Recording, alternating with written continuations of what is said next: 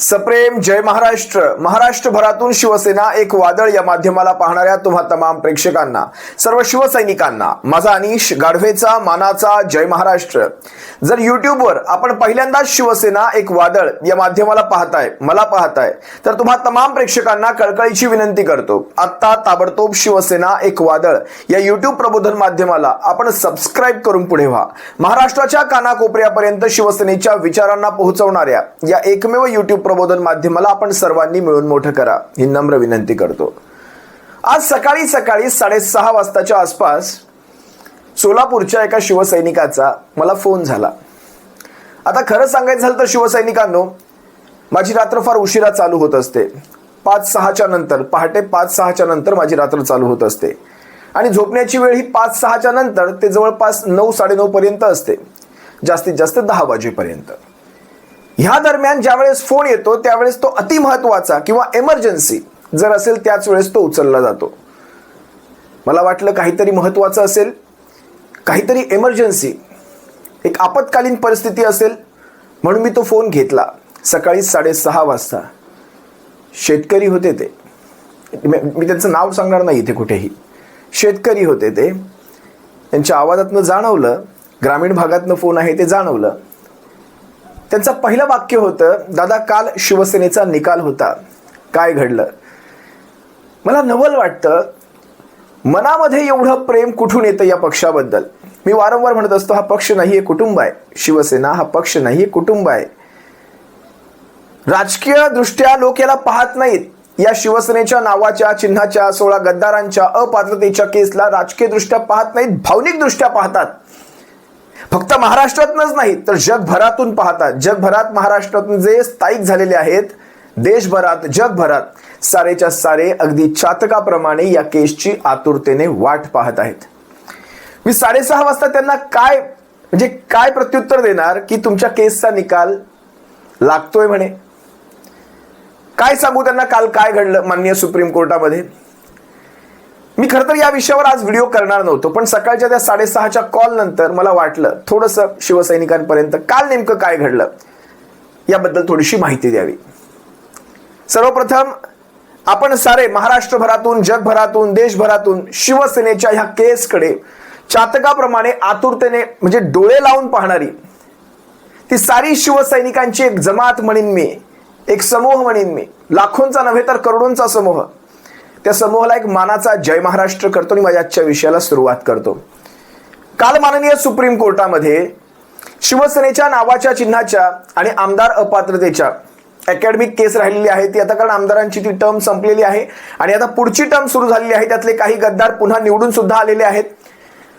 ती अकॅडमिक केस राहील, कारण रेट्रोस्पेक्टिव्ह निर्णय होत नाही. जर आता अपात्रता झाली तर नव्या टर्म मध्ये सुद्धा त्यांना अपात्र करणार असं होत नसतं. ते अकॅडमिक ज्यावेळेस भविष्यामध्ये पुन्हा अशा काही घटना घडतील त्यावेळेस या केसचा रेफरन्स देऊन त्यांना त्यावेळेस अपात्र किंवा पात्र जे काही आता निर्णय होईल त्याप्रमाणे तो अकॅडमिक एक शैक्षणिक निर्णय घेतला जाऊ शकतो. काल नेमकं काय झालं? 1 एप्रिल ही कशासाठी प्रसिद्ध आहे? फूल बनवण्यासाठी. एप्रिल फूल बनवण्यासाठी. वेगळं बनवायची काय गरज आहे? महाराष्ट्रामध्ये उभा महाराष्ट्र पाहतोय गेल्या 3-3.5-4 वर्षांपासून प्रत्येक वेळी न्याय व्यवस्था उभ्या देशाला, उभ्या जगाला म्हणा, जगभरातनं जे ह्या केसकडे पाहतायत, देशभरातनं जे ह्या केसकडे पाहतायत किंवा महाराष्ट्रभरातनं जे लाखो करोडो शिवसैनिक, सर्वसामान्य महाराष्ट्रप्रेमी, शिवसेना प्रेमी जे ह्या केसकडे पाहतायत त्या सर्वांना फूल बनवण्याचा धंदा न्यायव्यवस्थेने व्यवस्थित केलेला आहे. त्यामुळे कालच्या एप्रिल फूलमुळे विशेष काही फरक नाही पडला. काल ज्यावेळेस ही केस माननीय सुप्रीम कोर्टात सुनावणीला येणार त्या अगोदरच या केसची पुढची तारीख पडली आणि ती तारीख होती 23 एप्रिल. आता 23 एप्रिलला काय घडणार, काय नाही घडणार या सर्व गोष्टींवर मी बोलेल, कारण ही न्यायव्यवस्था शेवटी अशा पद्धतीने चालते. सध्या तुम्ही सर्वजण पाहताय ते अण्णाभाऊ साठेंचं ते वाक्य सुद्धा तोकडं वाटतंय मला या सगळ्या पुढे, की न्याय व्यवस्था सुद्धा रंगीन रंगेल झाली, काय ते म्हणावं आता, पुढे ती नावं घेत नाही मी. पण काल ज्या वेळेस संजय राऊत साहेबांना याविषयी विचारलं, त्यांनी स्पष्ट, ते माणूस मागे पुढे पाहत नाही बोलताना, कुणाच्या हाताखालचं मांजर होऊन न्याय व्यवस्था वागते त्यांनी स्पष्टपणे सांगितलं. एकदा जरा संजय राऊत साहेबांचा हा व्हिडिओ पहा. सुप्रीम कोर्टानं 1 तारखेला सुनावणी घेणार होते शिवसेना पक्ष आणि चिन्हाबाबतीत. ती पुन्हा 23 एप्रिलपर्यंत ढकलली. या सुप्रीम कोर्टावरती विश्वास कोण ठेवणार? 50 वेळा सुनावण्या पुढे ढकलतात घटनात्मक पेच असलेल्या खटल्यांच्या संदर्भात. 50 वेळा सुनावण्या पुढे ढकलण्याचं काम सुप्रीम कोर्ट आणि खास करून मुख्य न्यायाधीश करतात. न्यायालयावरती विश्वास कोण ठेवणार? ही न्यायालय म्हणजे अमित शहा आणि नरेंद्र मोदी यांचे गुलाम झालेले आहेत. तुम्हाला सलग 1 दिवस सुनावणी घेऊन निर्णय देता येत नाही घटनात्मक पेच प्रसंगातल्या निर्णयावर. आता 23 तारखेला परत पुढली तारीख देणार. जस्टिस सूर्यकांत असतील किंवा त्या आधीचे सर्व सरन्यायाधीश असतील, त्यांची मानसिकता आणि त्यांनी दबावाखाली घेतलेले निर्णय या बाबतीत आता एक फेरविचार, पुनर्विचार आणि पुनरावलोकन होण्याची गरज आहे. या देशातला निवडणूक आयोग हा चोर आहे. कालच एका प्रमुख व्यक्तीनं निर्मला सीतारामन यांचे जे पती आहेत परकला प्रभाकर राव यांनी आंध्रमध्ये रात्री 11 नंतर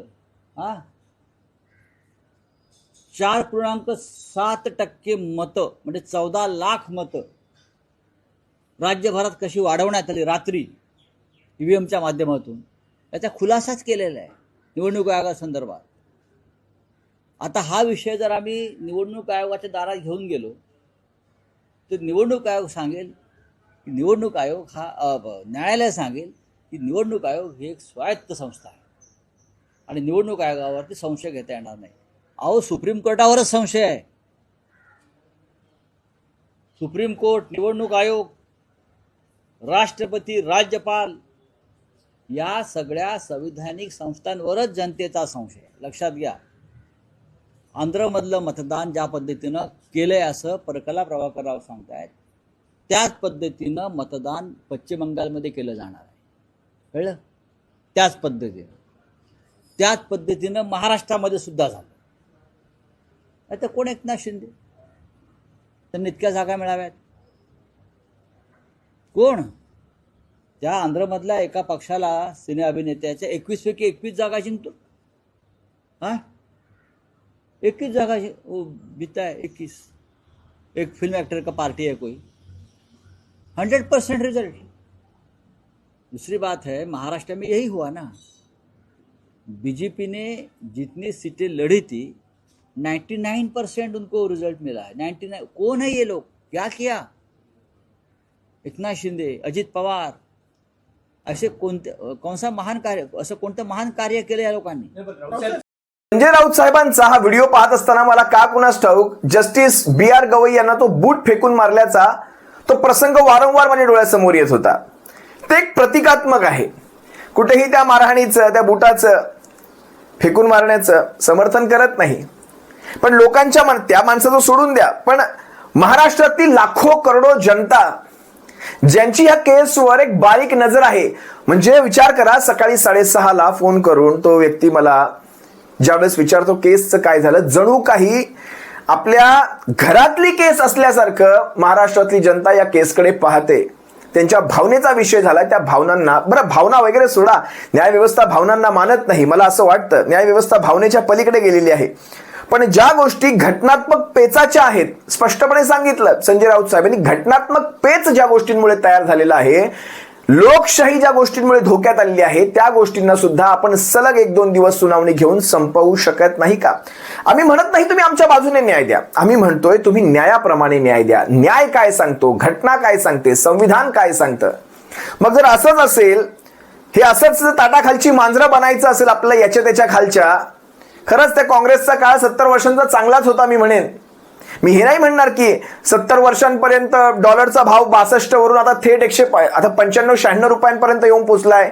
म्हणजे 70 वर्षांपर्यंत हा भाव समजा 10% वाढतोय, तर मागच्या 10च वर्षांमध्ये म्हणजे 70 वर्षात 10% आणि मागच्या 10च वर्षांमध्ये हा भाव जवळपास 40-50% वाढतोय. मी याच्यावर जात सुद्धा नाही. मी त्या डॉलरचा भाव, बॅरेलचा भाव, पेट्रोल, क्रूड ऑइल वगैरे सगळं सोडून द्या. मी फक्त म्हणतो प्रशासन, या प्रशासनाला घेऊन त्यांनी कधीही म्हणजे मीडिया असेल, न्याय व्यवस्था असेल, इलेक्ट्रॉनिक सिस्टम्स असतील म्हणजे इलेक्शन संस्था असतील आणि देशाचं प्रशासन असेल, याच्यामध्ये कधी त्यांनी लुडबुड केलेली नाही. प्रत्येक राजकीय पक्ष, प्रत्येक केंद्र सरकार आपापल्या पद्धतीने छोटे मोठे लुडबुड करत असतात, पण छोटे मोठे सोडा, आता आपण विनाशाच्या दृष्टीने चाललेलो आहोत, त्या दिशेने दौडत आहोत, विनाशाच्या, हुकुमशाहीच्या दृष्टीने दौडत आहोत. न्याय व्यवस्था एवढ्या मोठ्या केसला एक तारीख देणार, जवळपास 2.5, मला तर खरं तर जस्टिस BR गवईंना सुद्धा सॅल्यूटच करायचं आहे.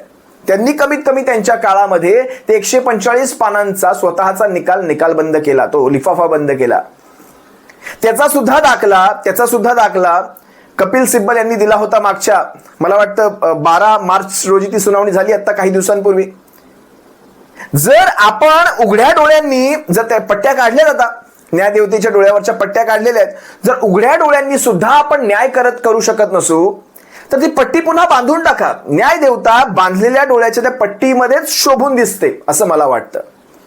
हातातलं ते संविधान पुन्हा काढून टाका, पुन्हा ती बोथट तरवाल न्यायदेवतेच्या हातामध्ये देऊन टाका.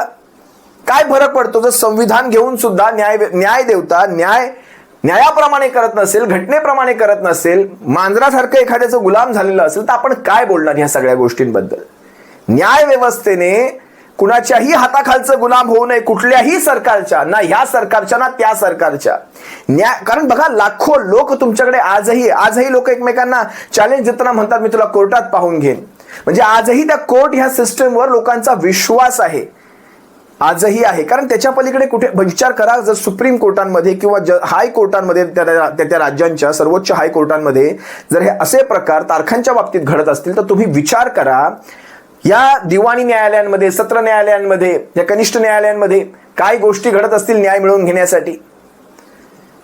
म्हणजे तारखा मिळण्यासाठी सुद्धा तिथे लोकांना किती काय काय पापड बेलावे लागत असतील, समजू शकता तुम्ही. लक्ष्मी दर्शन म्हणून लोक आपलं ते बाहेरच्या बाहेर सेटलमेंट त्या कोर्टांपर्यंत जायलाच नको. कशासाठी त्या इमारती बांधायच्या, त्यांची उद्घाटन करत हे न्यायाधीश फिरतात, कशासाठी त्या इमारती बांधतात, त्या सिमेंट मातीच्या इमारतींमध्ये न्याय नावाची जर व्यवस्थाच ठेवली नसेल, बाकी सगळं चकाचौंध AC पंखे, तुमचा चकाचौंध दुनिया, त्यात न्याय होत नसेल, तर त्या इमारतींचं काय. तर पुढे मला त्या अपशब्दांना वापरायचं नाही, मी थांबवतो स्वतःला इथे ह्या गोष्टीवर. विचार करा, कपिल सिब्बल यांनी सुद्धा सांगितलं, माय लॉर्ड, म्हणजे ऑनरेबल कोर्टाने सुद्धा एक डिसिजन दिलेला आहे. तुम्हाला एक गोष्ट माहिती असायला हवी, शिंदेचे वकील सध्या कुठल्या गोष्टीवर फोकस करतायत माहितीये. शिंदेचे वकील फोकस करतायत की ही गोष्ट, हे जे सगळं घडलंय, ही स्प्लिट नसून हा पक्षांतर्गत विवाद आहे, आणि पक्षांतर्गत विवादाच्या अंतर्गत फक्त नेतृत्व बदल झालेला आहे. म्हणजे ते ह्या गोष्टीला स्प्लिट न दाखवता पक्षांतर्गत नेतृत्व बदल याकडे याचं लक्ष वळवायचा प्रयत्न करतायत, जे की सफेद झूट आहे. आणि ती जर ही गोष्ट प्रूफ करण्यामध्ये यशस्वी ठरले तर हा निकाल बदलू शकतो. मी अजूनही सांगतो, तुम्हाला याचा पुरावा दाखवतो मी. त्यांचा वकील ज्या वेळेस मागच्या वेळेस कपिल सिब्बलांना क्रॉस करत उभा राहिला बोलायला, माय लॉर्ड, ही काही स्प्लिटची केस नाही, ही पक्षांतर्गत म्हणजे लिडरशिप चेंज झालेली आहे, फक्त हे काही स्प्लिट वगैरे. मग मला एक म्हणायचं आहे, मी तुम्हाला तो व्हिडिओ दाखवेल. जर लिडरशिप चेंज झालेली आहे तर मग मशाल हे चिन्ह काय आहे? शिवसेना उद्धव बाळासाहेब ठाकरे हे नाव कुठल्या पक्षाला दिलेलं आहे? हे 20 आमदार नेमके कोण आहेत? हे 9 खासदार हे नेमके कोण आहेत? महाराष्ट्रभर असलेली संघटना ही नेमकी कोण आहे? जर पक्षांतर्गत फक्त लिडरशिप चेंज झाली आहे, मग हे पॅरलली उभं राहिलेलं हे कोण आहे? मग हे पॅरलल आहे की तुम्ही पॅरलल आहात? याचा निर्णय कोण करणार? हे जितकं बोलतात तितकं सोपं सुद्धा नाहीये. आपले वकील निष्णात आहेत या सगळ्या गोष्टींवर बोलण्यासाठी. आपले वकील स्पष्टपणे म्हणाले, तुम्ही द्याल त्या वेळात मी तुम्हाला ते सगळं प्रूफ करून दाखवतो. It's already submitted, all submissions are already done. तुम्हाला एकदा हा व्हिडिओ पाहायला हवा, मागच्या वेळेस कपिल सिब्बल काय म्हणाले. Our case is, Maras, that split cannot be recognized under the 10 schedule because under the 10 schedule there is no split now. Maras, it is only a question of merger. So Maras, that merger must take place on the day when they went to Gujarat, because that's the relevant date for the purposes of the 10 schedule. It is their own case that there was no merger, right, Maras? Then they filed, Maras, before the Election Commission a petition saying that they are the political party, right, Maras? That matter is still pending. Ultimately, the commission decided, Maras, against us as an interim matter. Your lordship said that in the judgment of this court, your lordships came to the conclusion that the election commission cannot decide on the disqualification only based on legislative majority. And the election commission decided based on legislative majority.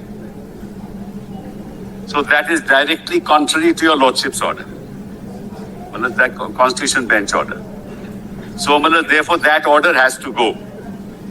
And your lordships will have to decide whether there is a split in terms of the 10th schedule, which is not recognized. There is indeed no merger.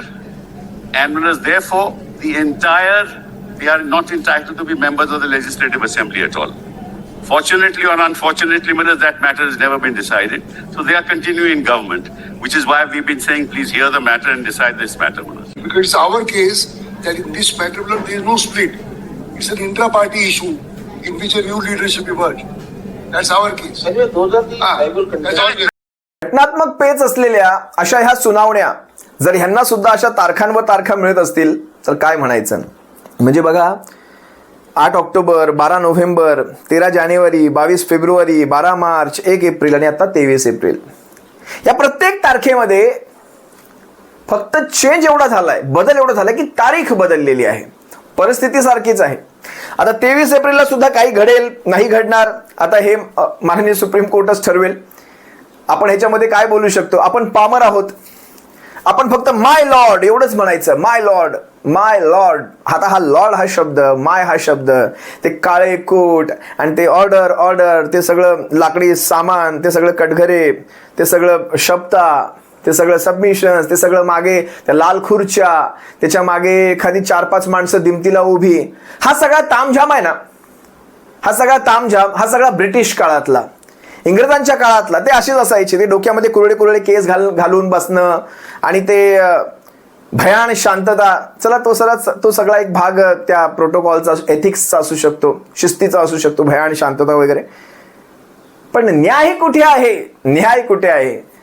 आता एखादं आंतरराष्ट्रीय न्यायालय खोलावं, जर आंतरराष्ट्रीय न्यायालयामध्ये जाऊन दाद मागता आली तर मागूयात, जर इकडे मिळत नसेल तर. तशी काही व्यवस्था नाहीये. हे देशांतर्गत वाद असते तर युनायटेड नेशन्स मध्ये गेलो असतो, पण इथे काय करणार. शेवटी जाणं ह्याच मार्गातून आहे. बघा, 1 तारखेची केस आता 23 तारखेला नेलेली आहे. इलेक्शन कमिशनच्या विरोधात आपण माननीय सुप्रीम कोर्टामध्ये गेलेलो आहोत. ज्यावेळेस जस्टिस चंद्रचूड म्हणाले की तुम्हाला इलेक्शन कमिशन असेल, विधानसभेचे अध्यक्ष असतील, त्यांचे निर्णय जर तुम्हाला पटले नाहीत तर तुम्ही माझ्याकडे येऊ शकता. पण या गोष्टी, ह्या घटनेने यांना अधिकार दिलेले आहेत. इलेक्शन कमिशन, राज्यपाल, तुमचे राष्ट्रपती असतील किंवा सगळ्या ह्या पॅरलल संस्था, क्वासी ज्युडिशियरी, विधानसभेचे अध्यक्ष, यांच्यावर तुम्ही संशय घेऊ शकत नाही. काय म्हणणं आहे माननीय कोर्टाचं? यांच्यावर तुम्ही संशय घेऊ शकत नाही. आमचा संशय आता यांच्यावर नाही, आमचा संशय आता न्यायव्यवस्थेवर आहे. आणि आमचा नाही, संबंध देशभरातल्या लाखो करोडो जनतेचा संशय आता न्यायव्यवस्थेवर आहे. आणि हे जबाबदारीने आम्ही बोलतो, जबाबदारीने. भारताची घटना आम्हाला हे बोलण्याचा अजूनही अधिकार देते. भविष्यात ते हे बदललं जाईल की नाही मला माहीत नाही, पण भारताची घटना अजून तरी आम्हाला या सगळ्या गोष्टी खुल्यामध्ये बोलण्याचा अधिकार देते. काल मी असं ऐकलं, पुण्यामध्ये 2 घटना ऐकण्यात आल्या. 160 कबुतरं चोरीला गेली आणि त्यांची FIR झाली, आणि अजित पवारांची FIR अजून झाली नाही, हेही ऐकण्यात आलं, अजूनही झालेली नाही. 160 कबुतरांची FIR घेतली गेली. संतोष पंडित नावाची एक समाजासाठी कार्य करणारी व्यक्ती रस्त्यावर उतरून ज्यावेळेस समाजासाठी कार्य करते, तिला विनयभंगाच्या गुन्ह्यात अडकवलं गेलं, त्याची FIR होते, पण अजित पवारांची FIR होत नाही. मला नवल वाटतं. ही अशा प्रकारे प्रशासन व्यवस्था, न्यायव्यवस्था, सरकार वागू लागली तर तुमच्या माझ्या सर्वसामान्यांचं काय, तुमचं माझं काय, हा प्रश्न अजूनही अनुत्तरित आहे. तुर्तास तुम्हा सर्वांची रजा घेतो. 23 तारखेला शिवसैनिकांनो, 23 एप्रिलला शिवसेनेची पुढची सुनावणी आहे. काय घडेल, काय नाही घडणार, तुम्हा सर्वांपर्यंत ती बातमी घेऊन येईल. सप्रेम जय महाराष्ट्र. काळजी घ्या.